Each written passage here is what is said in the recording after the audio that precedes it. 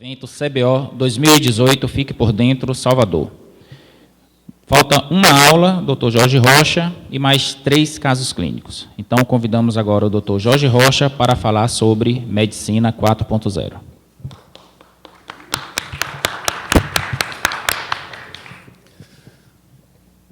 Bom dia a todos, apesar de ser quase meio-dia, agradeço a presença de todo mundo.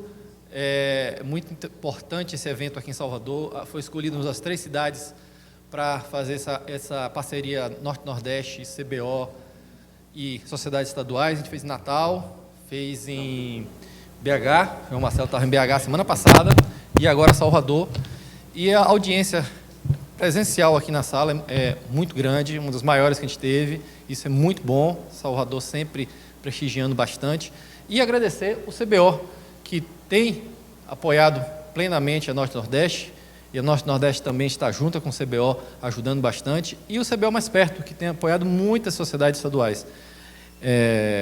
Acho que no momento que nós estamos, a presença de companheirismo entre as sociedades é muito importante, a gente tem muitos desafios pela frente, e não tem como vencê-los sozinho. E esse tema, Medicina 4.0, eu fui estimulado a apresentar por causa de João Marcelo, certo? Ele é um dos caras que mais preconiza e divulga a inovação na Norte e Nordeste no Brasil, ele participa do Grupo Brain. Nós tivemos no Congresso da Norte e Nordeste uma sessão especial de inovação, que foi de sucesso absoluto, quem esteve presente viu muita coisa interessante.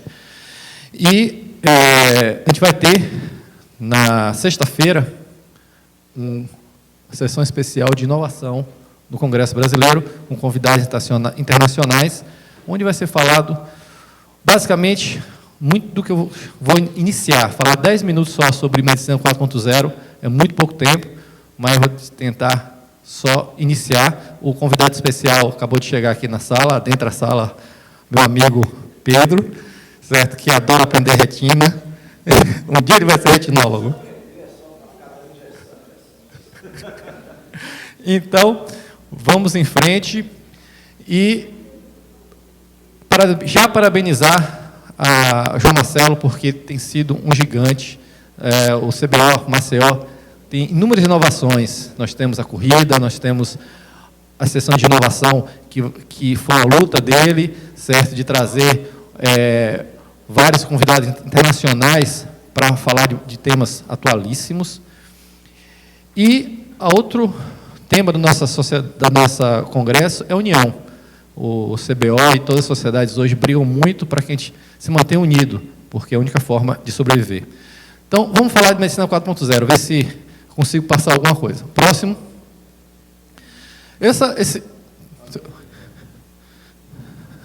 Tem point aqui. Então, esse nome, Medicina 4.0, veio cunhado através desse pesquisador economista, o Klaus Schwab. Ele escreveu esse livrozinho, é muito interessante, sobre a 4ª Revolução Industrial. E na 4ª Revolução Industrial nós temos a indústria 4.0, que é uma indústria voltada para o que há de mais moderno, e a medicina 4.0 vem a reboque disso tudo. Então, para lembrar vocês, historicamente nós temos a Revolução Industrial iniciada, a primeira delas, pela máquina a vapor, onde tinha a força muscular, o animal ajudando o ser humano, e aí passamos a ter a máquina a vapor e as máquinas como o TA, lá na Inglaterra, que foi em 1784. Foi a primeira grande mudança do ser humano, certo? E a segunda grande mudança do ser humano foi a energia elétrica. Já no final do século XIX, a gente conseguiu ter energia elétrica, e isso mudou radicalmente a vida de todo mundo. Tudo começou a mudar. E aí vai até a década de 70, que a gente começa a ter os computadores pessoais. Antes disso, na década de 40, foi aqueles mainframes, que eram um andar inteiro, e você tinha a capacidade de armazenar muito pouco, processamento muito baixo. Hoje em dia, com um computadorzinho de $1.000, ou um celular, é muito melhor do que qualquer mainframe que ocupava 2 andares, 3 andares na década de 60. Então, a gente evoluiu muito. E hoje nós estamos no meio de uma grande mudança chamada a 4ª Revolução Industrial, que eu vou mostrar a vocês que é muito melhor do que nós estamos pensando. Não é uma coisa ruim, é uma coisa muito boa, mas só precisamos aprender. Então, o que é esse salto da quarta revolução industrial? É o salto que nós temos da tecnologia em nuvem.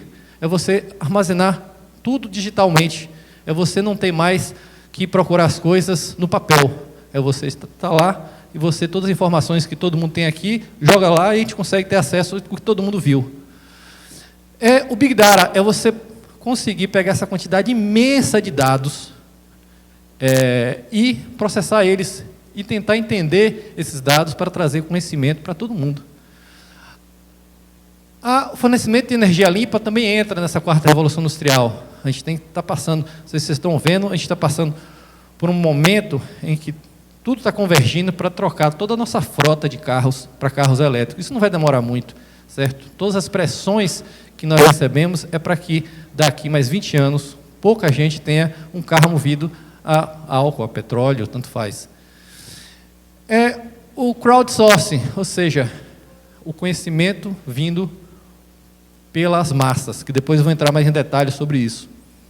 A internet das coisas, que é tudo que você pode conectar à internet. Por exemplo, existem certas camisas de jogadores que têm dispositivos que vai dosar o sódio e ver a performance dele durante o jogo, se tem a ver com o sódio. Alguns times de futebol já estão usando isso para entrando em pesquisa. Então, isso espalhado pelo mundo todo. A indústria 4.0, a gente teria, basicamente, você tem um dispositivo em cada máquina e ela vai dizer quando ela está precisando de manutenção, se ela está precisando trocar óleo, ou se a produção está devagar, se faltou energia elétrica, e o cara está em casa comandando 100 máquinas. Então, muda bastante a produtividade. Faltou o principal, que é a robótica, que nós vamos sofrer basicamente com isso, com os grandes robôs operando para a gente, e a inteligência artificial, que vai reunir isso tudo num processo de aprendizagem contínua com esses dados. Então, a telemedicina já é antiga. Os Jetson, esse seriado que saiu em 1962, extremamente moderno. Por quê? Porque ele fala de milhares de coisas que a gente está vivendo hoje. Aqui é a telemedicina, o médico à distância, vendo o paciente e reproduzindo. Isso em 1962. Nós temos há mais de quase 50 anos para conseguir botar isso em prática. E esse gráfico aqui é extremamente importante para tentar entender o que está acontecendo nas nossas vidas. Esse gênio aqui, o Kurzweil, ele é um cara fantástico, ele inventou a Universidade Singularity no Vale do Silício, e ele tem milhares de patentes. E ele tem esse livro aqui fantástico, ele fala o seguinte, no princípio, lá atrás, a informação era guardada nas moléculas. As moléculas de DNA, os ácidos nucleicos, era guardar a informação. Depois a gente evoluiu para seres que tinham capacidade neural. Então a informação foi passada de um para outro pela capacidade neural.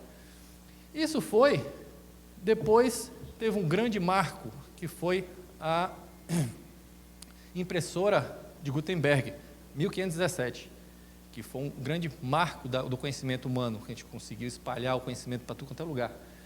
E aí vai até 2000. Você vê que a linha é bem devagar e depois ela entra num momento que ela começa a crescer a quantidade de conhecimento de forma exponencial. O que é isso?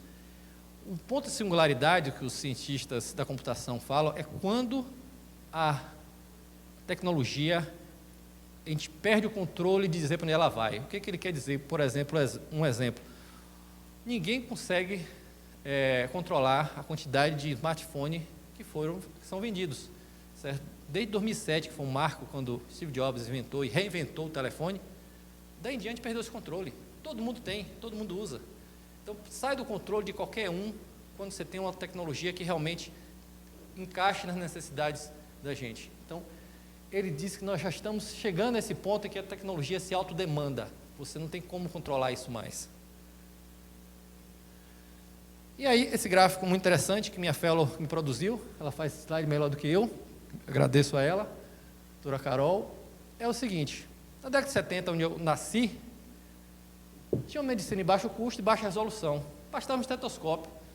O oftalmologista bastava fazer óculos e uma lanternazinha para ver se tinha catarata, se não tinha, estava resolvido. E aí nós vamos caminhando, rapidamente, 2000, nós temos um alto custo, uma alta resolução. Começou as ressonâncias magnéticas, detecção de câncer, detecção de milhares de coisas, o CT chegou, mas isso tem um custo muito alto. E o que está acontecendo? Nós estamos em 2018 e está uma briga danada. A gente tem que manter a resolução desses casos, mas o custo tem que baixar. E baixar rápido. Por quê? Por causa disso aqui.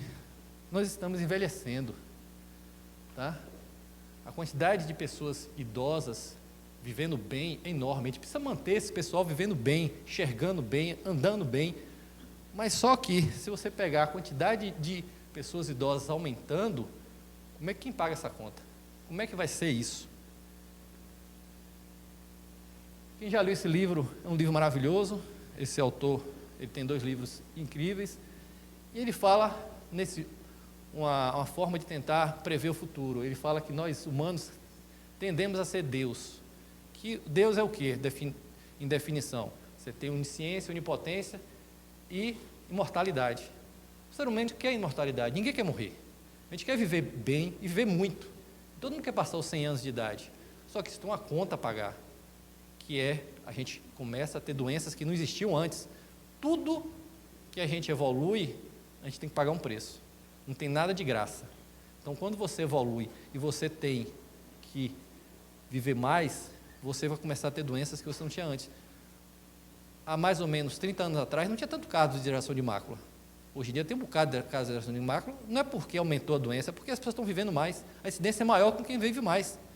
E câncer também tem aumentado bastante. Claro que tem vários outros fatores, mas um deles é a longevidade. Então, a gente precisa ver que queremos ser Deus, mas isso tem um preço a pagar. E aí, voltamos à inteligência artificial, que é a grande marco dessa toda nossa jornada digital. Por quê? Porque ela vai tentar resolver vários problemas nossos, que é você ter uma alta produtividade de resolutividade desses pacientes, mas com baixo custo. E ela vai resolver coisas na pesquisa clínica, quantidade de dados que isso vai transmitir, a gente conseguir novas moléculas, novos dispositivos. Através da inteligência artificial, a velocidade de dados é muito grande, e isso vai ser entendido por eles melhor do que por um cérebro humano. Depois, na clínica diária, 60% do tempo de um médico americano hoje é para preencher papel.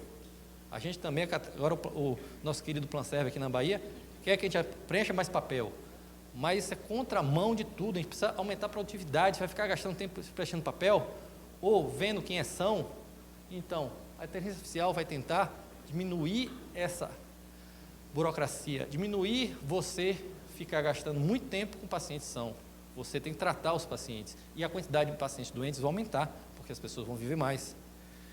E a outra é na saúde pública. Na saúde pública é incrível quanto vai evoluir a saúde pública quando tivermos dados que nos permitirem simplesmente entender qual é a real demanda da população. Quando é que você está tendo infarto, quando é que você vai ter morte por tuberculose, e assim vai. Então, a inteligência artificial não é para ser temida, ela está aí para ajudar a gente, ela resolve problemas específicos, ela não vai simplesmente entrar e resolver todos os problemas, cada coisa é bem específica. Esse livro é incrível, o título dele já é incrível, obrigado pelo atraso. Nós já estamos atrasados quando penso no que está acontecendo hoje.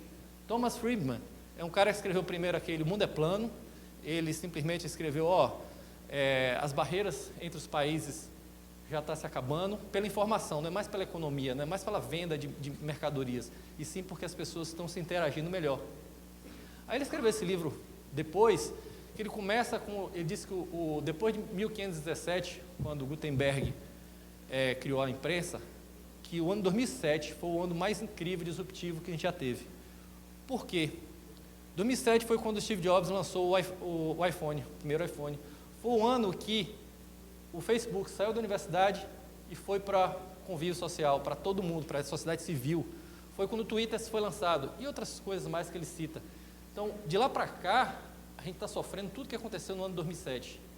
Tá? E ele fala mais ainda, na antiguidade, os seres humanos tentavam morar perto de um rio. As grandes cidades, Paris, Londres, é perto de um grande rio, porque o rio dava mobilidade, as pessoas conseguiam se movimentar, dava alimento, era uma defesa para a guerra e era muito bom. Só que agora, o grande rio que a gente tem é o fluxo de informação. O fluxo de informação é que tem trazido para a gente toda prosperidade, toda defesa, tudo de bom. Então, o fluxo está na Amazon, está no Google e outros mais que a gente nem sabe que vão aparecer. Mas esse fluxo de informação está aí.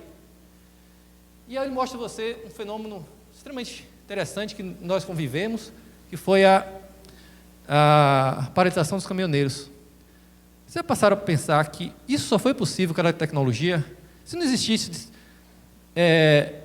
mídias sociais que conectassem pessoas do Rio Grande do Sul ao Ceará, meu Ceará, adoro meu Ceará, certo? Meu presidente aqui, como é que ia parar todo mundo no mesmo dia e todo mundo está informado?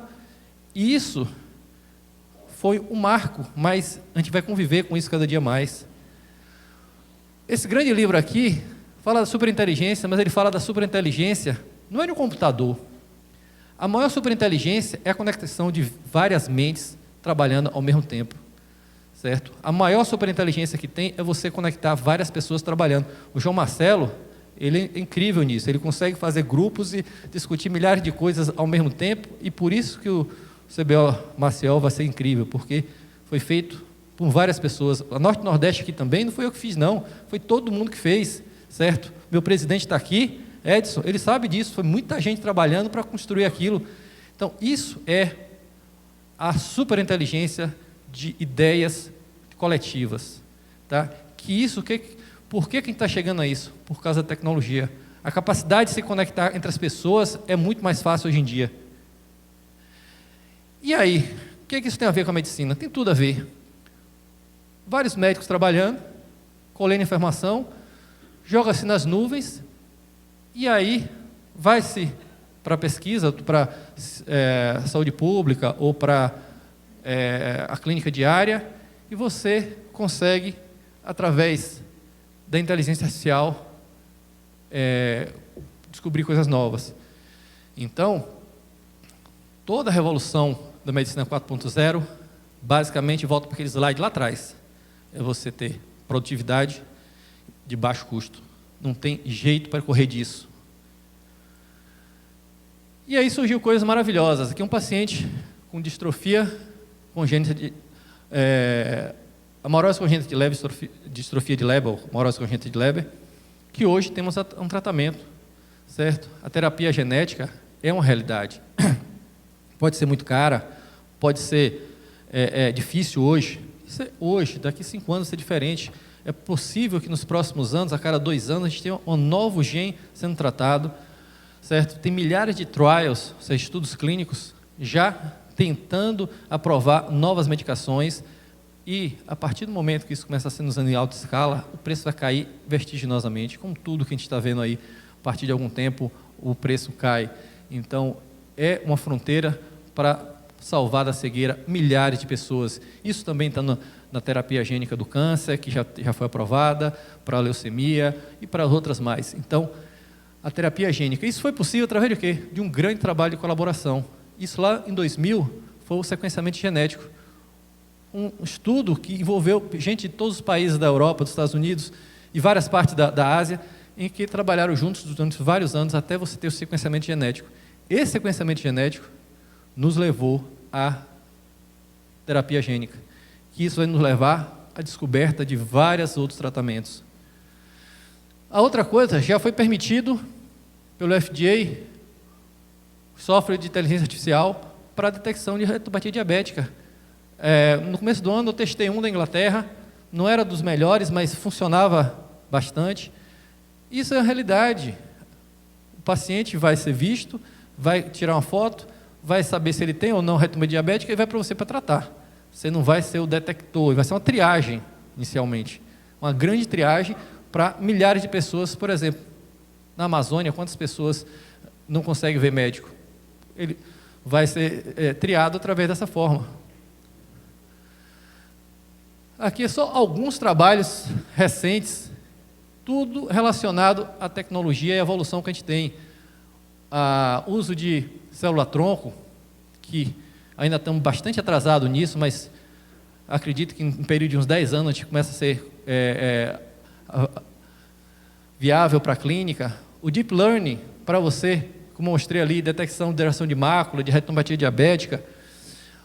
O Da Vinci da retina, um robô, certo? Que já estamos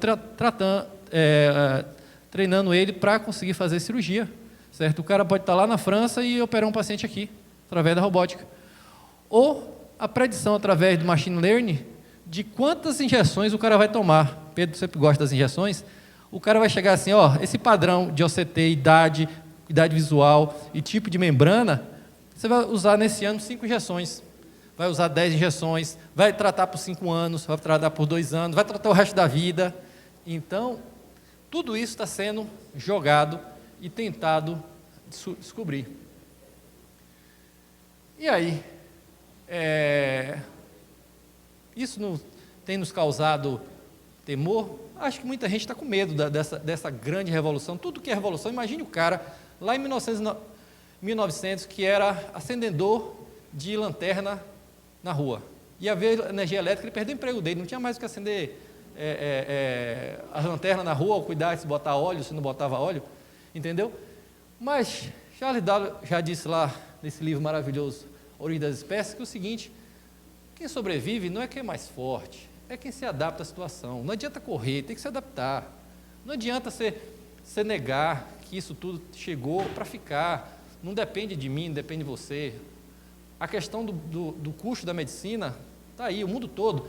Formou-se uma grande firma, que entre a Amazon, a JP Morgan e a Berkshire, que tem 1 milhão de funcionários, e eles fizeram uma firma para descobrir como é que vai diminuir o custo da saúde desses funcionários. Tá? Criaram uma grande firma para pesquisar como é que eu vou baixar o custo disso. Então, não tem jeito, a gente tem que encarar e se adaptar a isso. E uma grande forma para isso é que o médico vai ter que estudar mais, infelizmente, se adaptar a milhares de situações que no passado não existia. Grandes médicos no passado, tenho certeza que ele estudava muito menos que um R1 hoje, porque não precisava, não é que ele estava errado não, ele estava certo, era o momento. Hoje o cara precisa estudar muito, ver muito, ir para congresso, se quiser se manter na profissão, porque daqui a pouco você não consegue fazer mais nada, porque tudo já mudou, a tecnologia mudou, então você começa a não conseguir progredir mais. Então, isso é uma realidade, a educação continuada. A medicina 4.0 vai exigir mais e mais e mais de uma educação continuada dos médicos. E isso, graças a Deus, nossas sociedades têm tentado contemplar a gente. O CBO tentando mudar o congresso todo ano, a Norte e Nordeste melhorando os congressos, eventos como esse, eventos são transmitidos ao vivo. A gente acredita que, tem vários estudos aí, que o número de grandes eventos de todas as áreas da medicina vão diminuir. Você vai ter informação em casa, através dos eventos do Facebook, através dos eventos virtuais, mas não vai deixar de existir esse evento aqui, porque a gente continua precisando encontrar um ou outro, discutir, porque assim as ideias vão surgir. Vai diminuir os grandes eventos. Em vez de ter 5.000 participantes, vai ter 1.000, mas vai continuar tendo. Só que a informação não vai ser necessária você estar presencial para tê-la, mas vai continuar tendo a necessidade de encontro humano, para que a gente consiga ter novas ideias, aumentar nosso convívio social e as coisas funcionarem. Então, eu não deixaria de convidar vocês para esse grande evento que vai ter na sexta-feira. O presidente está aqui e confirma que vai ser o melhor evento do Congresso, que vai ser sexta-feira do Congresso, às 4h30, às 16h30, às 18h30, onde vai reunir não só esses 3 indivíduos famosos em cada uma de suas áreas, mas muita gente aqui do Brasil ligado à inovação. Vamos falar de impressão de córnea 3D, que estou doido para saber como é que isso dura dentro do olho e se permanece, certo? Terapia genética, inteligência artificial e muito mais. acho que a gente vai ser muito proveitoso essa tarde. Porque se você não for lá, tem esse livrozinho que não está traduzido do Brasil ainda em português, que é o Guia do Futuro da Medicina. É um livro muito interessante que tenta entender isso tudo que a gente está discutindo agora. Como é que vai ser essa medicina do futuro? Tem um bocado de gente pensando nisso, porque tem que mudar para que a gente aumente a eficiência e baixe o custo. E feliz dos pais para todos. Obrigado. Obrigado, Jorge. Excelente aula. Todos juntos, CBO 2018. Convidamos agora a doutora Clara Afonso para a apresentação do seu caso clínico. Obrigado, Clara. Queria agradecer pelo convite, a comissão organizadora. Para quem não me conhece, meu nome é Clara, eu faço a parte de neurooftalmologia e retina. E pode passar o próximo.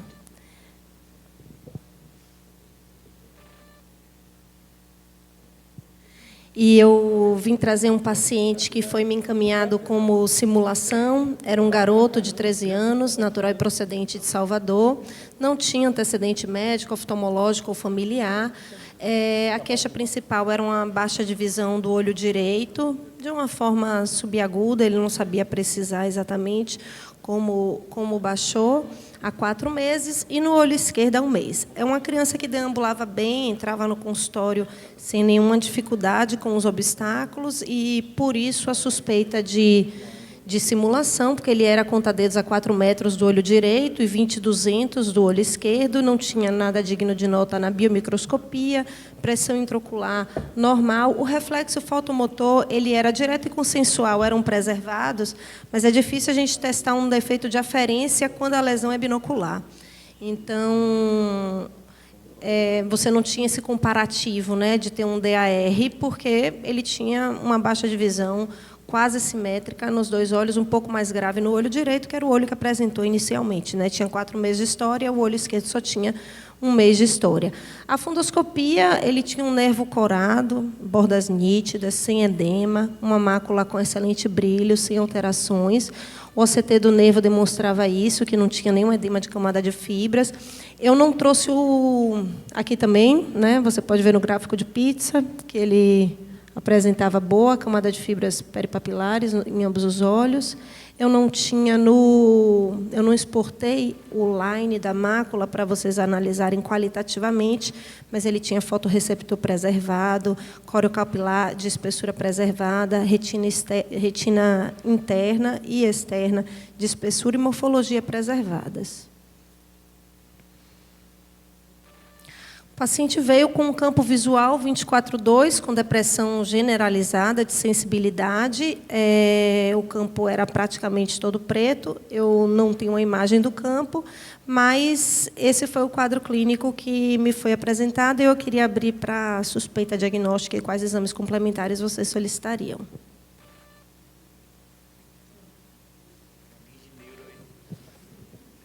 Caso interessante, mas bem específico, né? O pessoal da retina pode ajudar, da neuro.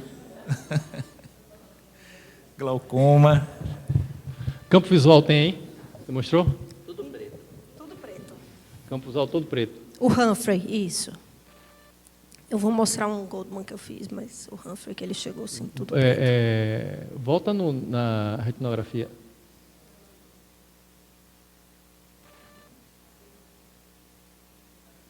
Nervo óptico muito normalzinho. Eu cheguei a pensar em drusen nervo óptico para causar uma perda de campo visual grave, mas só que ele está perdendo a visão como um todo, né? E o OCT não tem nada, né? Esse OCT não. OCT do lado direito.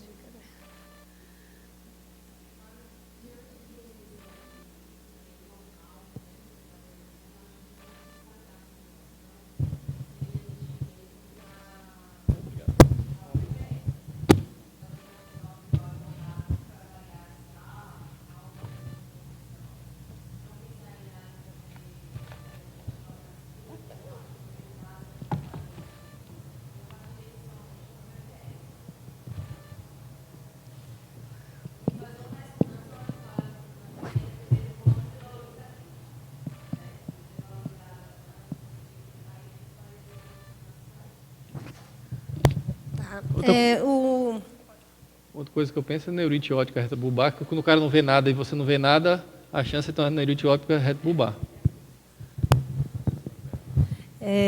Visto, apesar da papilite ser a apresentação mais comum em neurites ópticas em crianças, a gente sabe que em adulto a forma mais frequente é a retrobulbar mesmo, então tem que sempre ser, nesse caso, é a principal hipótese diagnóstica, realmente. Então, foi um paciente que eu fiz a segmentação da mácula e, por mais que a espessura total de retina tivesse preservada, quando a mácula foi segmentada, dá para se observar uma perda imensa de camada de células ganglionares maculares em ambos os olhos, maior no olho direito, que era o olho que era conta-dedos, menor um pouco no olho esquerdo, que era o quadro mais recente, mas dá para observar, e você vê que camada de fibras nervosas peripapilar está preservada e a segmentação macular já diminuída. Eu estou observando isso em alguns pacientes, em neuropatia óptica degenerativa, hereditária. A segmentação macular está se mostrando mais sensível do que a própria camada de fibras peripapilar.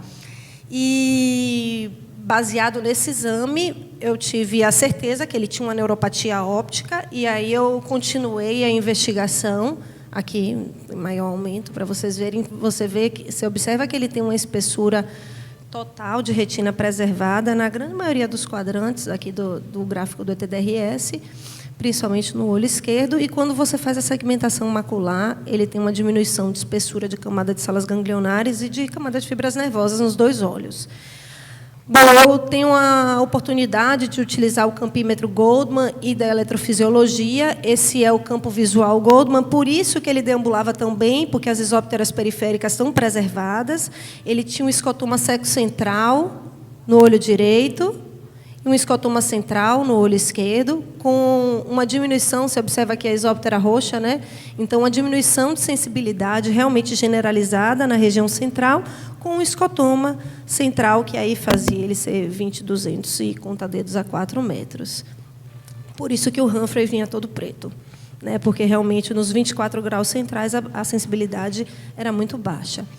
Aí, para fazer o diagnóstico diferencial entre uma distrofia macular oculta, que poderia ser uma das possibilidades, ou uma distrofia de cone, visto que o escotoma era central, com as neuropatias ópticas, apesar da segmentação do OCT já nos dar a dica de que é uma neuropatia óptica e não uma lesão retiniana, foi realizada a eletroretinografia, mas basicamente porque a gente já iria fazer o potencial visual evocado, porque, como o Ju disse, realmente, nesse caso, é muito mais indicado o potencial visual evocado do que a eletroretinografia. Então, você observa, para uma acuidade visual baixa, uma resposta boa dos pontos. Então, você tem aqui os pontos centrais, que era o local do escotoma dele, com boa amplitude das ondas. Então, esse mapa não é um mapa normal, mas é um mapa quase normal para esse paciente.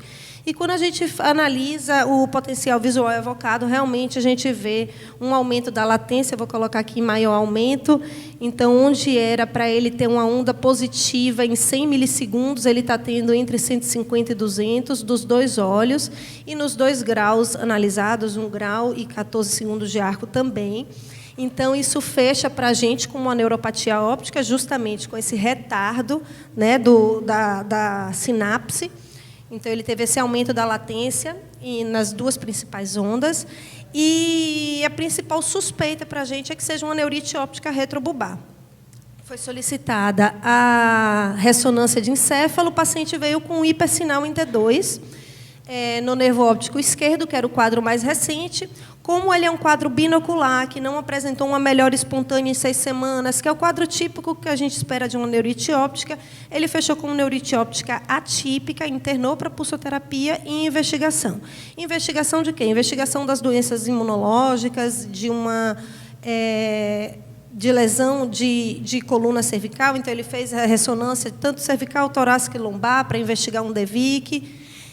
Mas ele não teve nenhuma alteração. O líquor foi sem alterações. Todos os exames imunológicos, ele foi submetido à avaliação com reumatologia. e sem alteração, e ele não apresentou resposta à pulsoterapia. Os quadros de neurite óptica atípica, eles são quadros extremamente responsíveis à pulsoterapia, inclusive dependentes da corticoterapia. Então, são quadros que a gente tem dificuldade de desmamar o corticoide, associamos com imunomoduladores para fazer esse desmame, e isso me chamou a atenção, essa falta de resposta me chamou a atenção, e abriu um leque para diagnóstico diferencial, que fosse além da neurite óptica. Eu solicitei, então, um teste genético para atrofia óptica de Leber e veio positivo.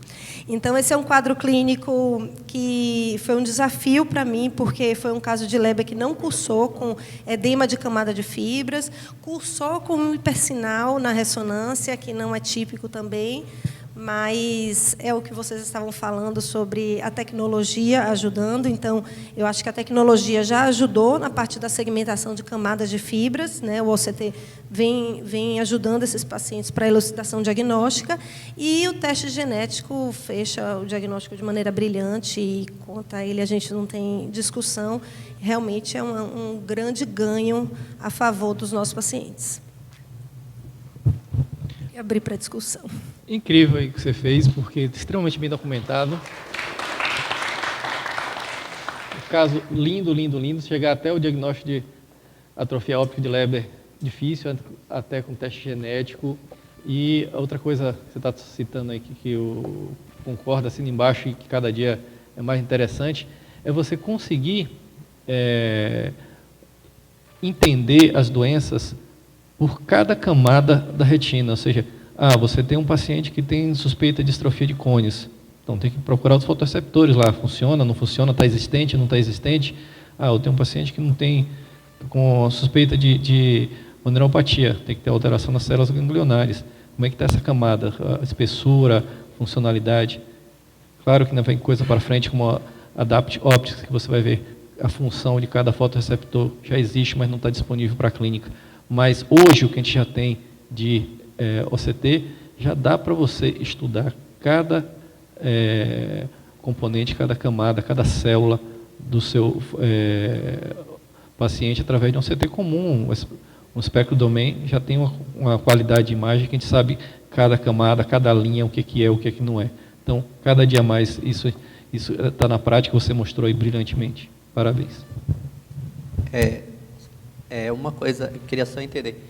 Por exemplo, se você desconfiar da neuropatia, você entra imediatamente com a pulso, ou você fica esperando o exame? A precocidade vale a pena ou não? Não, frente a um quadro de uma neurite óptica, a neurite, né? Sim. A pulsoterapia está indicada nos pacientes que apresentam lesão de desmielinização à ressonância, porque ela diminui a incidência de crise da esclerose múltipla. Então, por uma questão sistêmica, é indicada a pulsoterapia. Mas a gente não estava diante de um quadro de neurite óptica típica, sim, que é feijão com arroz, que acomete unilateral, é uma baixa de visão média, grave, tem uma recuperação espontânea em 6 semanas. Frente a um quadro bilateral mais agressivo, sem melhora espontânea, aí a gente abre o leque para uma neuropatia, uma neurite óptica secundária DEVIC, um crion, uma autoimune, que são neurites ópticas corticodependentes e grandes responsivas à pulsoterapia. Então, nesse caso, sim, a gente interna para pulsar, para fazer altas doses de corticoide. Ok. Mas não é o normal da neurite óptica, né? É porque era um quadro diferente. No normal, a gente espera espontaneamente isso. Porque o ONTT, que é o grande estudo, né, que comparou esses pacientes em quem não fez nada, quem fez corticoide oral e quem fez pulsoterapia, acompanha esses pacientes até hoje, mas a maior evidência foi ao longo de 2 anos. Quem você pulsou acelera a recuperação, mas tem a mesma acuidade visual final que quem não fez nada de tratamento, que são acuidades visuais melhores do que quem tratou oral. Então, o tratamento oral não é indicado, e a pulsoterapia apenas acelera. Então, ela está indicada para pacientes que precisam acelerar a recuperação visual ou pacientes que têm esclerose múltipla, e aí sim tem a indicação pelo quadro neurológico. Ok. acho que devemos prosseguir, porque fosse avançada a hora. Mas muito obrigado. Obrigado, Clara. Excelente caso. Convidamos agora o doutor Alexandre Ramiro, que vai apresentar o seu caso clínico.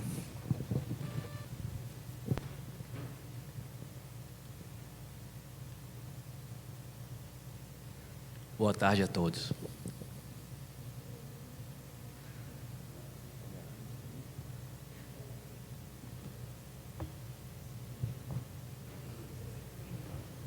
Bem, o meu caso é um paciente de 70 anos, VBM, aposentado, que chegou ao consultório com a queixa de baixa de acuidade visual há mais ou menos 6 meses. Ele tinha um histórico de antecedentes médicos era hipertenso, ele usava amlodipina, losartana, hidroclorotiazida e um antiagregante plaquetário. Ele, ao nível ocular, vinha já com diagnóstico de oclusão de via central da retina. Ele já vinha sendo acompanhado pelo primeiro retinólogo através de fotocoagulação. O segundo retinólogo tinha feito três injeções de Avastin e a última tinha sido 40 dias. Esse quadro é um quadro que eu vou mostrar o acompanhamento desde 2013. Passo o próximo. Ele tinha uma acuidade visual de 20/160 parcial e no olho esquerdo de 20/25. Na biomicroscopia e na pressão intraocular não tinha nada digno de nota. A sua retinografia, passo o próximo, a gente evidenciava um nervo óptico túrgido, a gente também uma relação arteriovenosa de 1:2, evidenciava também a presença de cicatrizes de fotocoagulação, um reflexo arteriolar atenuado, passo o próximo. E ao nível da mácula, a gente evidencia a presença de cistos ao nível da mácula, tipo favo de mel, Honeycomb. Próximo. Já o olho esquerdo, nada digno de nota, também apenas a alteração da relação arteriovenosa e as extrusas cuticulares temporal à mácula. Próximo. Aqui na fase precoce da angioflúor, a gente evidencia uma pequena formação de vasos ali ao nível do disco óptico e as cicatrizes de fotocoagulação. Passo o próximo. Depois a gente já vê um vazamento ao nível da mácula e um extravasamento também de contraste ao nível do disco óptico. Próximo.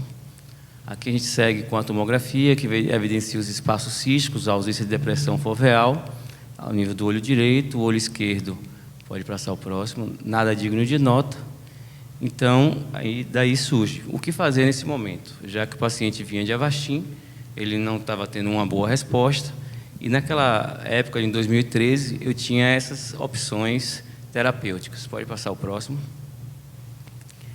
Eu optei por trocar a medicação e fiz 5 aplicações subsequentes de ranibizumab, sem nenhum tipo de resposta positiva.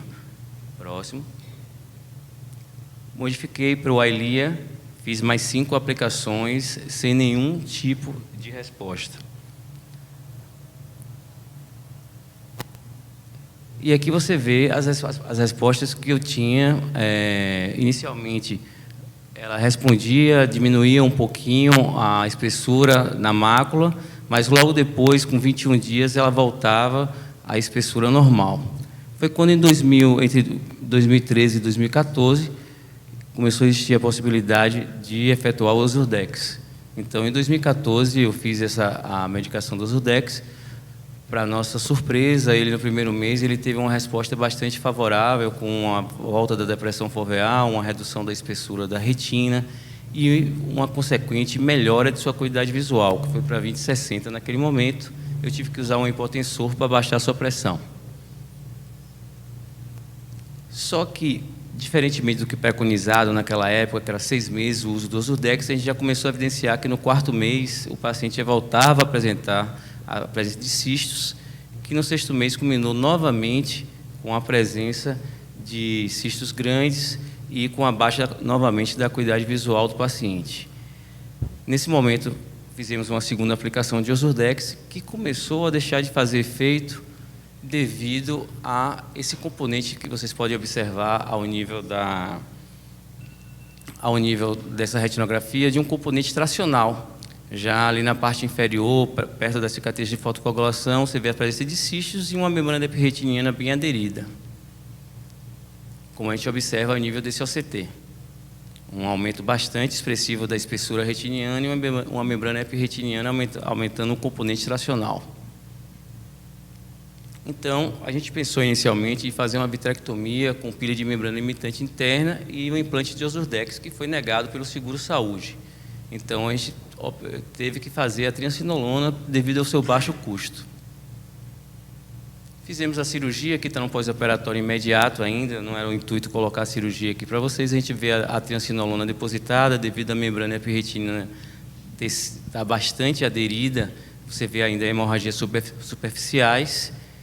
E, ao nível do OCT, você vê a melhor arquitetura que o paciente apresentou nesse momento, com uma redução importante da espessura retiniana, com a depressão foveal formada, nesse corte horizontal. No corte vertical, você vê a triancinolona depositada na superfície retiniana.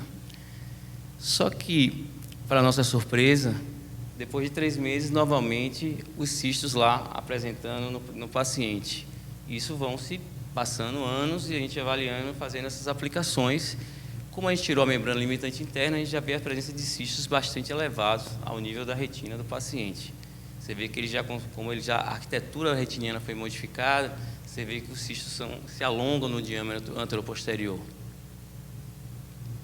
Então, voltamos a fazer a aplicação de Ozurdex. E esse paciente é um paciente que vem sendo acompanhado atualmente. Esse paciente vem em uma visão, pela desorganização, como você pode observar no próximo OCT, com a queda de visão. Ele começou com 20/160, chegou a ter 20/120, e agora ele vem a cada 4 meses fazendo acompanhamento com injeções de Ozurdex. Esse foi o último OCT que a gente visualizou na semana passada.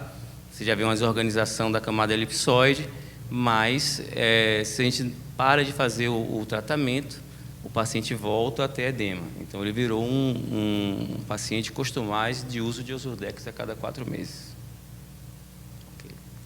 Vamos abrir aí para discussão. Muito bom, Ramiro. Vamos lá.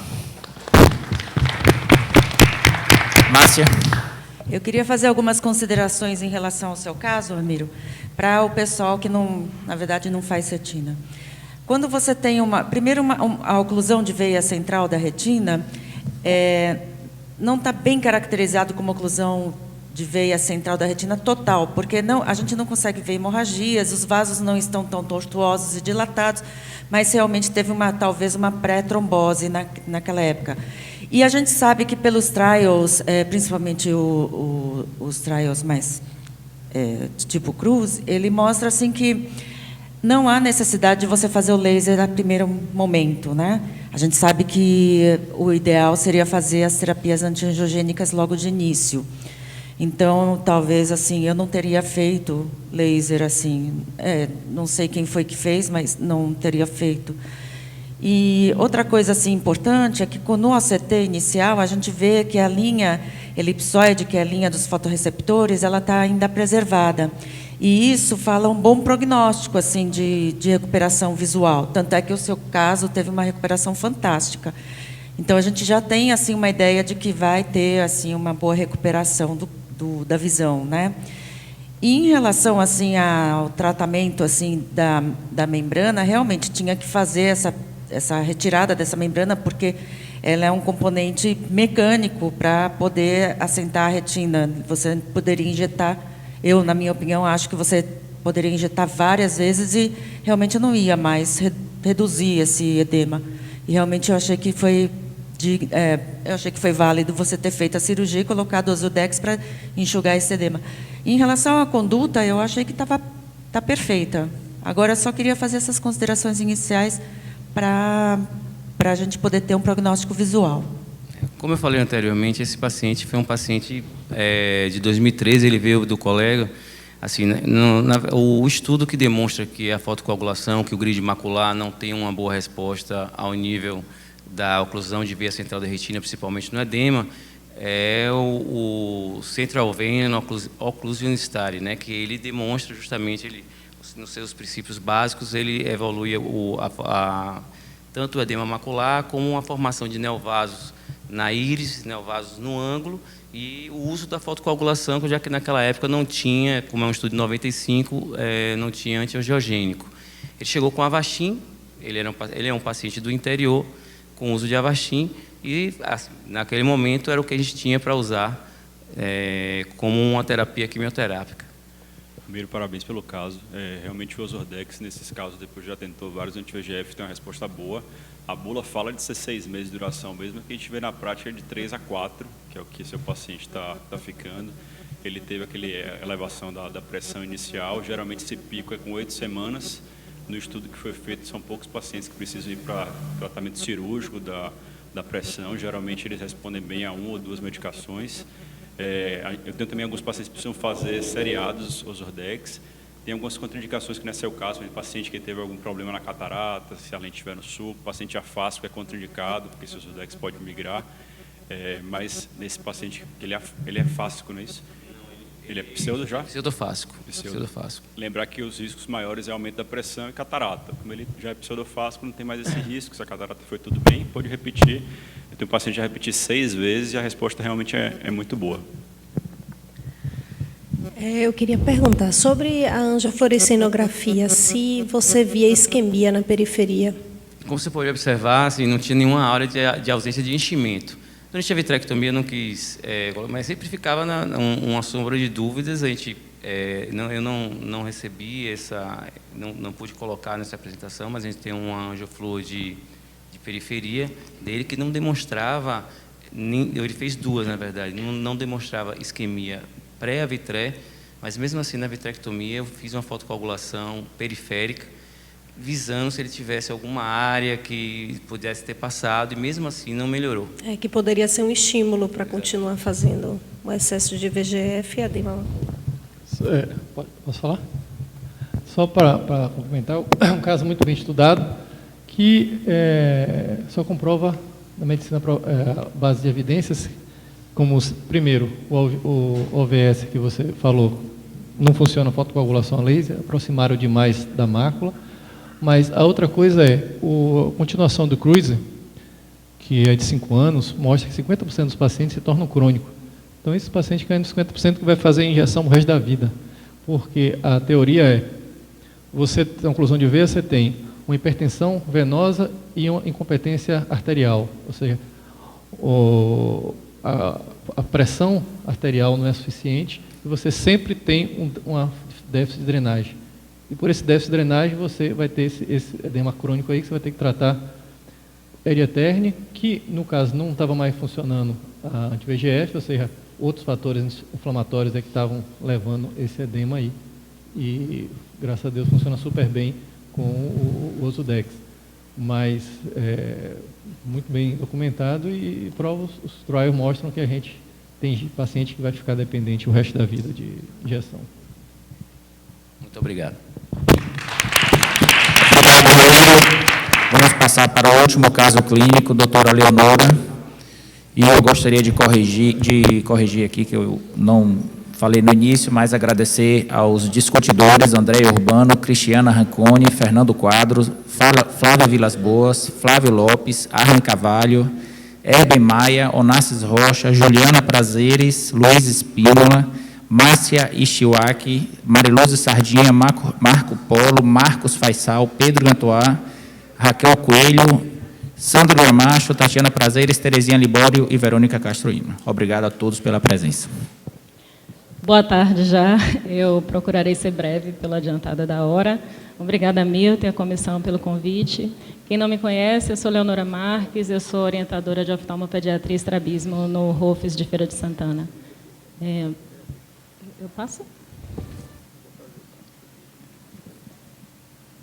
Então, esta paciente, na verdade, ela teve um primeiro atendimento, a questão de uns 5 anos atrás, no nosso serviço, porém, ela descontinuou, foi só um único atendimento, e eu não achei necessário colocar, porque não havia mudado muita coisa em relação ao que eu vou colocar agora. Então, a paciente que, quando retornou, com 10 anos, natural e procedente de Feira de Santana, Bahia, ela aos 10 anos de idade, e uma queixa de uma dificuldade visual grande, com um exodesvio progressivo, que vinha piorando ao longo do tempo, principalmente no olho esquerdo, com um balanço dos olhos e muita fotofobia. Em relação ao que eu conhecia dela antes, eu observava um déficit cognitivo importante. Na primeira avaliação dela, eu tenho uma memória boa, meus alunos, inclusive, comentam isso, havia uma dúvida, né? Porque quando a criança é pequena ainda, você tem uma certa dúvida se aquilo é porque ela é criança e de um baixo nível socioeconômico, ou se ela tem, de fato, um déficit. Isso agora se tornava mais claro, um déficit real. Antecedente familiar, nada. A visão dela, sem refração, conta-dedos a 2 metros, e ela aproximava muito os objetos, principalmente celular, ela estava com um celularzinho para poder observar. A refração estática, essa que vocês estão vendo aqui, uma hipermetropia alta, com um astigmatismo moderado, uma visão de 0,2 nos 2 olhos, 20/100. A biomicroscopia não chamava atenção de nada demais, nada de alterado, porém, se observava uma intensa fotofobia. Na hora que, mesmo que você reduzisse ao máximo o feixe luminoso, que você tentasse ali a paciente, para você conseguir olhar, tinha que realmente fazer força para abrir, né? A motilidade, sem correção, foi feita a medida pelo método de Krinsky, com a fixação pelo olho direito, ela tinha uma exotropia grafada aqui, né, intermitente, de 35 a 40, com muita dificuldade também de se mensurar. Porque era uma paciente, como eu repito, muito fotofóbica, então, quando um paciente com baixa de visão, é difícil você fazer avaliação com Prismacover, então a gente colocava, ao colocar a luz, ela praticamente não permitia abertura ocular, então era muito difícil de avaliar.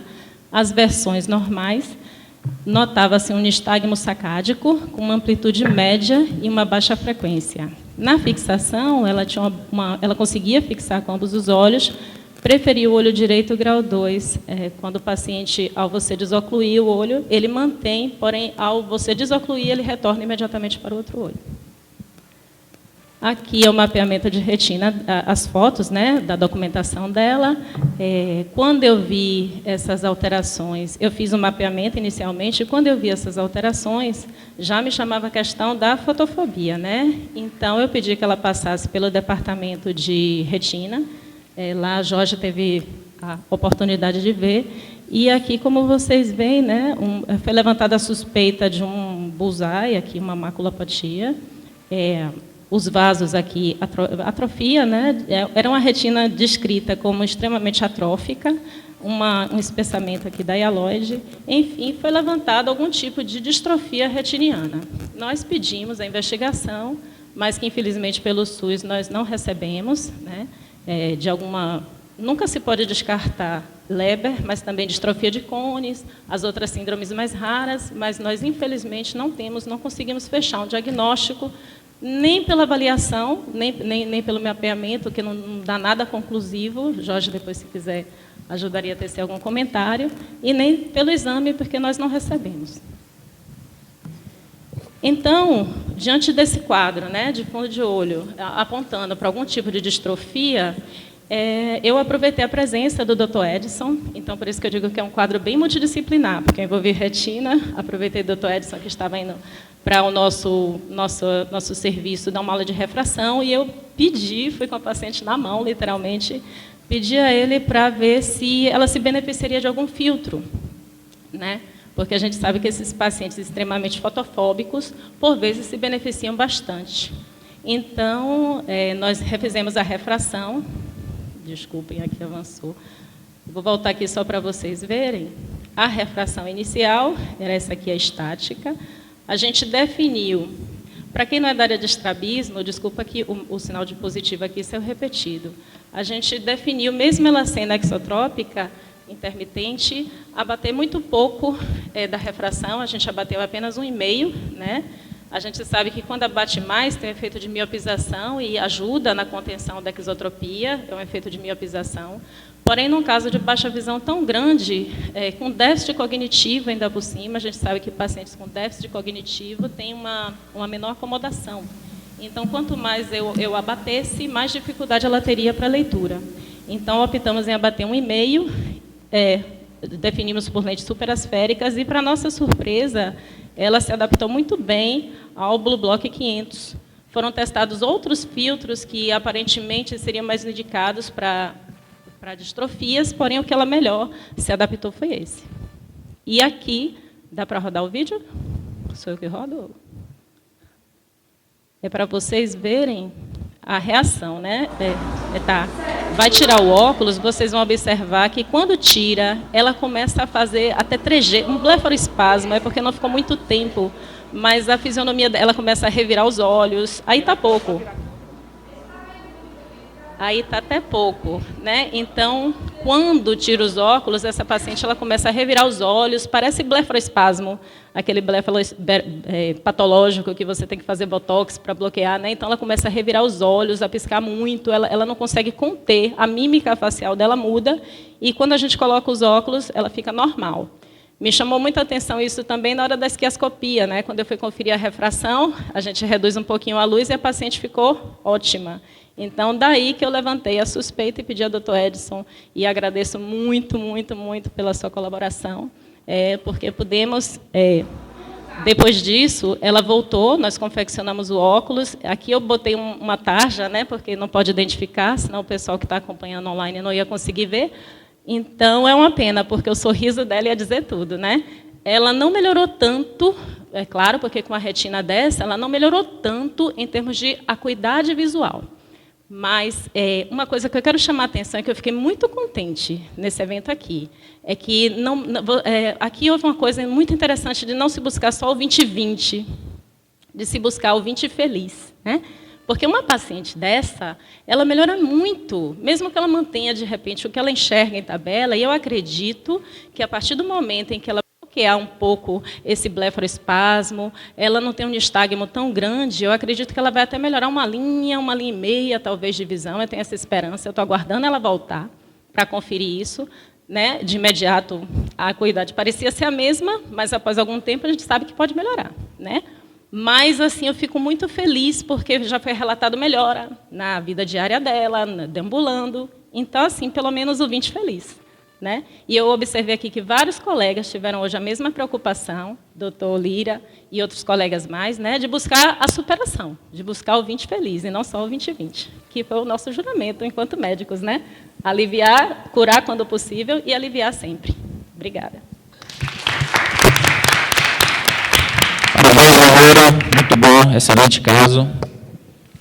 Tem Cristina para falar, provavelmente Edson, né? Mais alguém? Pedro?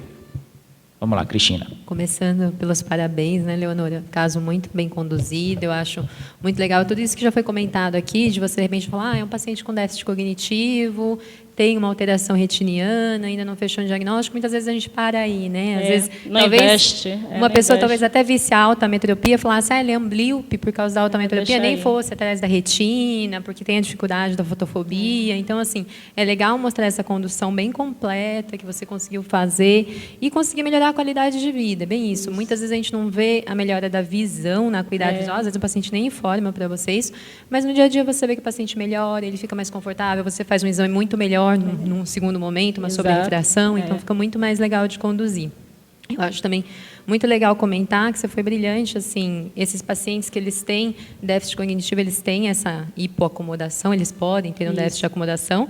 Acho até legal, muitas vezes, a gente tentar fazer sem ciclo, com ciclo, para comparar, porque às vezes você vê que o paciente não tem mesmo, ele não acomoda, e às vezes você precisa dar uma adiçãozinha, e que nem você falou, a nossa prioridade é a visão deles. Então, o estrabismo é um segundo momento, depois a gente vê o XT, o que importa é ela enxergar bem. Mas... a gente não se preocupou tanto agora com a estética, porque eu estou tentando trazê-la, eu digo que eu não largo o osso enquanto eu puder. Então, assim, eu estou tentando trazê-la para uma linha e meia, eu já conversei com o Dr. Edson, que eu estou aguardando o retorno dela. Eu espero que ela tenha evoluído alguma coisa. Eu já orientei, por enquanto, os recursos não ópticos, né? Que é o acetato amarelo, aumento de fonte, aproximação. E isso aí a gente já sabe da família que ela está tendo uma boa resposta, né? Então, aí, quando ela voltar a depender, talvez a gente faça um outro recurso para perto. Aí, a depender, porque também tem um déficit, né? A gente não sabe o que é que ela vai ser, o que é que ela vai ter habilidade de usar. Né? Muito legal, parabéns. Acho que a eletrofisiologia ajudaria se a gente conseguisse um EG, para a gente pensar em diagnóstico, pensar em... Mas muito bem conduzido. Eu estou tá de com outro parabéns, caso Índia. de microcefalia, que eu tinha comentado até contigo. Eu tenho 2 casos, eu não dá tempo para apresentar, em que a gente pediu e, graças a um braço, uma ONG que está vendo um estudo de microcefalia aqui em Salvador, eu pedi, levei na mão, pedi a Iracema para ela fazer o Teller, né, uma coisa tão simples e que aqui a gente não tem, né? E aí eu consegui saber qual é a visão que a paciente que eu estava acompanhando tem, porque a gente pede no Saratem, mas é uma demora, já mais de 7 meses que eu acompanho essa criança, tratando a ambliopia, sem ter uma perspectiva de visão, né? Assim, vendo pelo que a gente gradua, né? Pela fixação, mas não com o controle mesmo de exame, porque demora muito pelo SUS. Excelente, parabéns. Eu achei esse caso bastante interessante quando eu fui dar aula e, de repente, chegou, ó, você vai atender esse paciente aqui e testar. E na verdade, é interessante os resultados em visão subnormal, que, às vezes, o colega não acredita. Você acreditou, você levou, você pegou. E só para fechar aqui rapidinho, filtro em visão subnormal não é só o colega que, às vezes, não acredita como dar resultado, mas também o próprio paciente. Eu tenho muitos pacientes que, às vezes, acham, bota o óculos escuro e diz assim, mas é muito escuro. Aí eu tiro o filtro para mostrar, mas assim eu não enxergo nada. Quer dizer, o ganho visual é significativo com filtro. É bastante interessante, os colegas não precisam fazer visão subnormal para pensar em filtro, em pensar em ter uma caixa de prova de filtro. Teve uma vez que eu ganhei um sorteio, uma caixa de filtro, eu perguntei na plateia, quem quer? Né? Porque, na verdade, eu já tinha a minha, para quem que se dispunha a utilizar. Então, pensem com carinho, às vezes, em pacientes com DMRI, retinopatia diabética, Stargardt, esse caso de extrema fotofobia. Normalmente, pacientes para Stargardt, distrofias e tal, geralmente dão bem com azul. Você vê que eu ainda testei o azul. Ela não... Mesmo os azuis mais fechados, a gente usa, às vezes, filtros azuis assim, quase pretos. E, no entanto, ela se deu bem com esse. Você vê que você tem que testar. Então, não adianta só prescrever, porque vale pelo teste mesmo. Ok. Léo, parabéns. Está funcionando. Está ouvindo? Ok. Parabéns, viu? Pela sua obstinação, né, pela sua perseverança em conseguir a visão 20 satisfeita. 20 feliz. 20 satisfação, 20 feliz para a paciente. Feliz, é.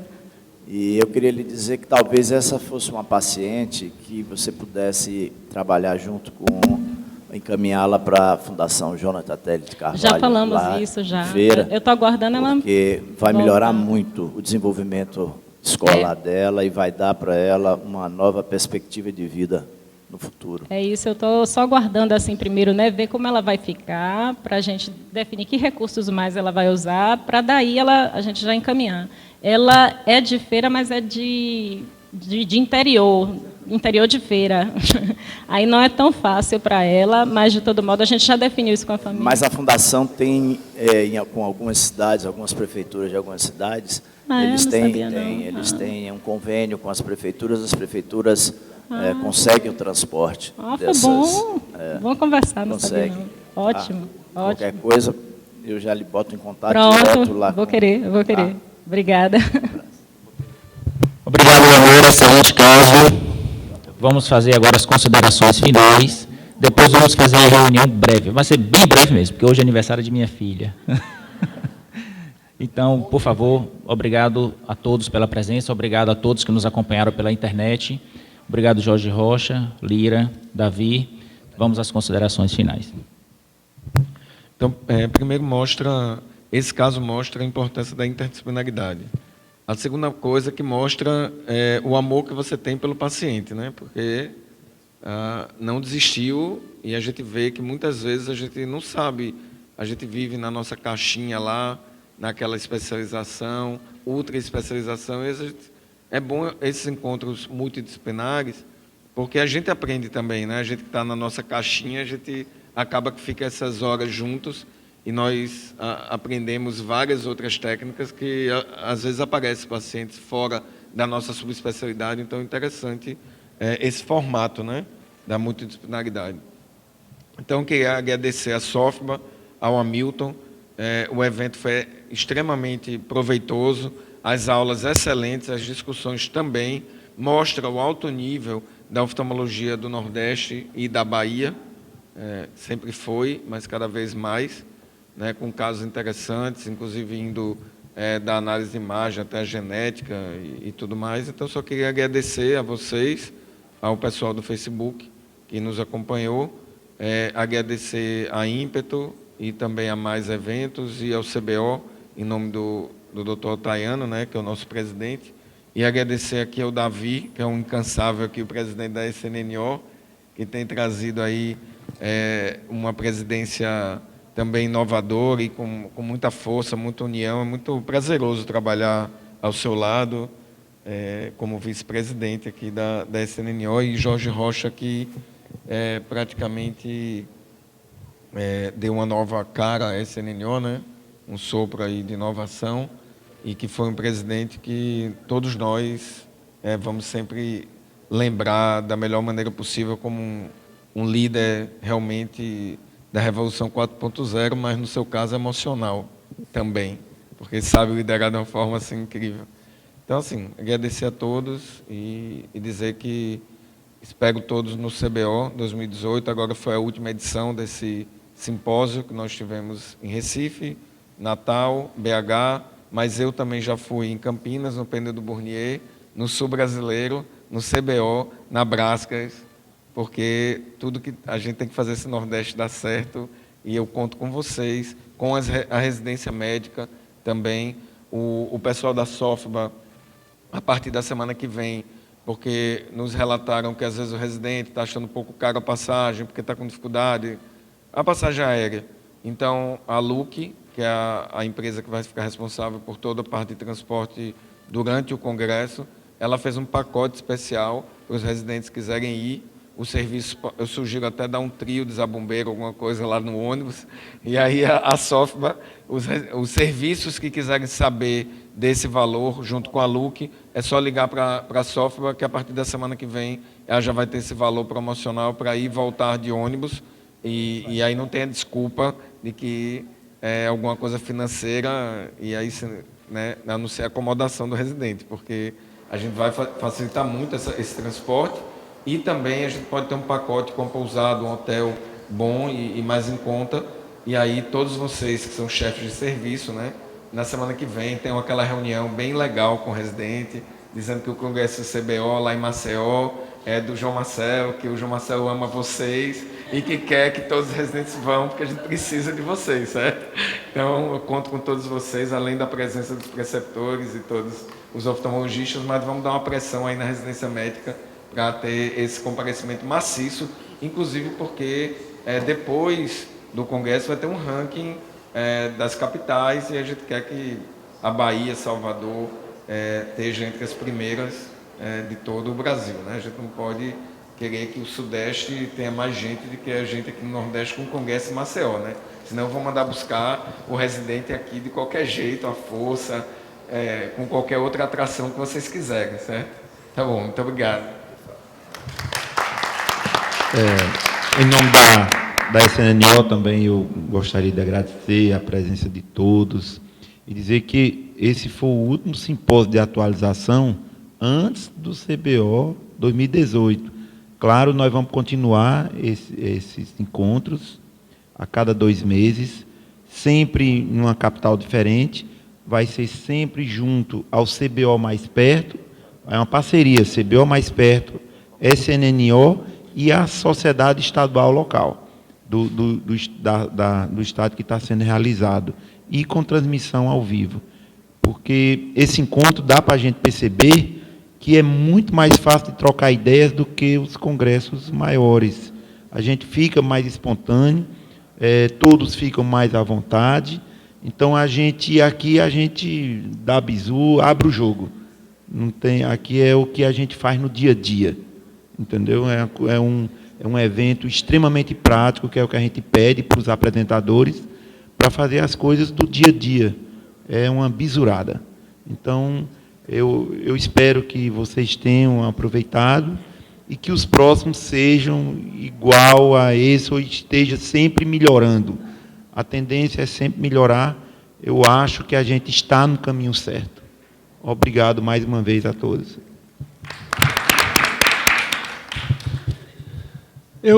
Para fechar, eu gostaria só de agradecer a todos que Leonora foi brilhante na condução desse paciente pela exemplificação da superinteligência. Eu quero dizer, ninguém aqui é melhor do que o outro, cada um tem um conhecimento totalmente complementar, ou seja, eu não sei fazer nada do que ela faz e ela precisa de minha ajuda para alguma coisa, e nisso tudo fez um grande avanço num paciente de SUS. Pegou um paciente totalmente difícil, para examinar esse paciente, eu já examinei, é muito difícil, ela não deixa examinar, ela não colabora por questão mental, questão física mesmo, e foi feito muito por ela. E um detalhe, batalhei a lente e consegui a lente de graça. Então, essa união é muito importante. Isso deve se transpor não só no caso unitário de um paciente, mas em toda a nossa vida, porque a medicina, a oftalmologia passa por momentos muito difíceis e não tem outro jeito senão a gente não se entender e tocar isso para frente. Gostaria de parabenizar em público o Hamilton, que tem feito muito pela SOFBA, tem um trabalho brilhante, tem unido a classe, tem conseguido retornar aos tempos áureos da SOFBA. Ele está de parabéns, gostaria de uma salva de palmas para o meu amigo Hamilton. E lembrar que a Norte-Nordeste, junto com o CBO, tem trabalhado muito para avançar em vários aspectos da nossa oftalmologia. O Nordeste hoje tem uma oftalmologia extremamente pungente. Só para lembrar um número bem significante quanto ao uso do Genuit. O Genuit é uma tecnologia cara ainda, mais de R$500 mil cada equipamento. Você lembrar que a maior quantidade de Genuits vendidos no Brasil está no Nordeste. Só em Recife foram o quê? 8 ou 9?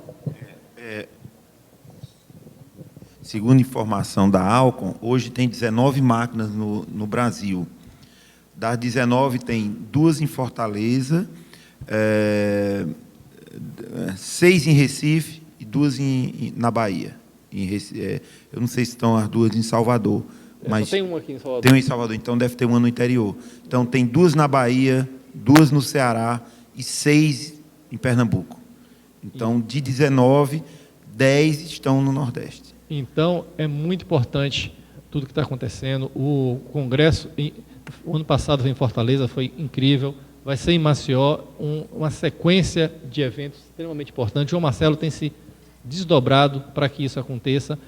E depende agora de nós, todos nós, irmos, prestigiarmos, disponibilizando agora transporte para os residentes. Vai ficar um preço irrisório o ônibus pela LUC, porque a gente sabe que o avião está ficando caro.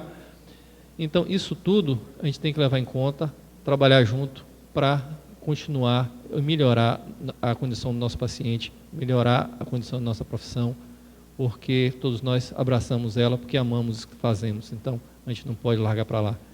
Então, temos que estar junto, temos que brigar, e isso acontece quando está todo mundo junto, tendo o mesmo intuito, tendo essa confraternização, essa inteligência super normal. Então, gostaria de agradecer ao CBO, na figura de Atayano, que é o presidente, o Cacheta, que é o nosso secretário. Eles têm apoiado demais a Norte-Nordeste, a SOFBA, e esse evento, certo? Esse evento tem intenção de se proliferar, porque tem dado certo. Hoje, infelizmente, com a internet, a gente não conseguiu fazer transmissão ao vivo, mas foi gravado e vai ser mostrado no CBO, ou no Face do CBO a partir de segunda-feira. Mas isso vai perpetuar, ter eventos pequenos, transmissão ao vivo, com grande apresentação de aulas e casos e experiências bem importantes, porque vai mudar a nossa oftalmologia. A gente vai conseguir outro patamar de conhecimento. Então, agradeço a todos, é uma hora da tarde, todo mundo aqui, é muito importante agradecer a vocês, porque a resistência foi incrível, mas todos apresentaram coisas incríveis, casos maravilhosos, todos muito bem documentados, mostrando um nosso alto nível de oftalmologia. A Bahia está retornando à união e à SOFPA que sempre teve. Então, eu estou muito orgulhoso disso tudo e esperando todos vocês. Lembrar que o dia 20 é o último dia com preço melhor preço para a inscrição no CBO, porque senão vai ter que escrever lá no Congresso e aí aumenta muito. Então, todo mundo se inscrever até o dia 20. Obrigado, vamos curtir o final de semana, Dia dos Pais. Grande abraço. Obrigado a todos. Obrigado, Beth, equipe Mais Eventos. Obrigado, Wendel, equipe de filmagem. Obrigado a todos que nos acompanharam pela internet. Obrigado a todos presencial e à mesa. Finalizamos nosso evento. Hamilton, você é top.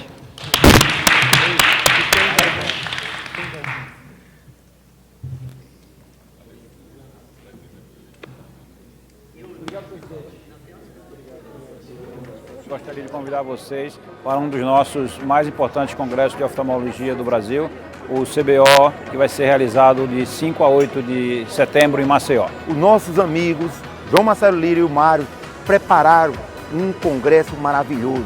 Muitos wet labs, muitas aulas legais, muitas cirurgias ao vivo. Venha conosco. Maceió é uma cidade maravilhosa que sempre recebe todos os oftalmologistas muito bem. E como não poderia deixar de ser, eu queria dar uma ênfase para vocês participarem do Dia Especial da Catarata no pré-congresso, que sempre é um evento espetacular. Eu quero enfocar duas partes. A parte da saúde suplementar e SUS, que preparamos um evento especial para vocês, e sem dúvida nenhuma a minha subespecialidade, que é o glaucoma, onde nós podemos, no dia especial, debater palestras de alto nível na glaucomatologia brasileira. Vamos todos para Maceió. Estamos juntos. Há uma revolução acontecendo agora. No Canadá, pesquisadores estudam tecnologias menos invasivas para biópsias na oftalmologia. Isso é inovação a serviço do paciente. Nos Estados Unidos, oftalmologistas pesquisam terapia genética em doenças degenerativas como retinose pigmentar, até o momento sendo considerada incurável. É medicina 4.0. Pelo Brasil, centros de pesquisa também avançam na engenharia tecidual e celular e várias áreas aliam oftalmologia e computação para um diagnóstico mais preciso. Isso é inteligência artificial em favor de todos. Saiba como isso impacta no mercado de trabalho. Simpósio de Inovação no CBO 2018. O futuro já chegou. Faça parte desta revolução. There's never been a more exciting time in ophthalmology. Advances in discovery, innovation, genomics, technology, cell biology, informatics, and how we think about how the body works and the intricacies of how we see open new pathways for treatment. My presentation will focus on gene therapy, tissue replacement therapy, and the promise of individualized medicine to bring hope and vision to millions with blinding eye disease. Join me at the CBO. Together we will forecast the future and seek the forever cure.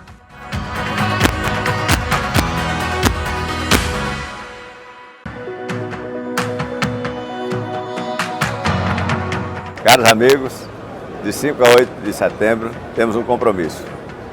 Congresso Brasileiro de Oftalmologia em Maceió. Um momento único, imperdível, confraternização, troca de informações. Toda a diretoria do CBO, como os nossos líderes de Maceió, estão preparando um grandíssimo congresso para receber a todos de braços abertos. A grade científica está muito interessante, indo desde aulas mais básicas, que vão ser de muito aprendizado para os residentes, até aulas mais avançadas e muita troca de experiência com casos clínicos e sessões mais práticas. Vai ser uma maneira de você aprender, ver os seus colegas e se divertir muito.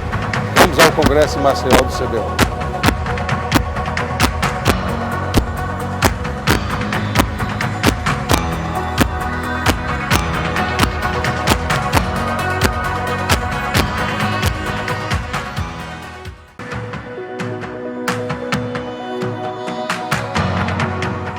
Gostaria de convidar vocês para um dos nossos mais importantes congressos de oftalmologia do Brasil, o CBO, que vai ser realizado de 5 a 8 de setembro em Maceió. Os nossos amigos João Marcelo Lírio e o Mário prepararam um congresso maravilhoso. Muitos wet labs, muitas aulas legais, muitas cirurgias ao vivo. Venha conosco. Maceió é uma cidade maravilhosa que sempre recebe todos os oftalmologistas muito bem. E como não poderia deixar de ser, eu queria dar uma ênfase para vocês participarem do Dia Especial da Catarata no pré-congresso, que sempre é um evento espetacular. Eu quero enfocar duas partes. A parte da saúde suplementar e SUS, que preparamos um evento especial para vocês, e sem dúvida nenhuma a minha subespecialidade, que é o glaucoma, onde nós podemos, no dia especial, debater palestras de alto nível na glaucomatologia brasileira. Vamos todos para Maceió. Estamos juntos.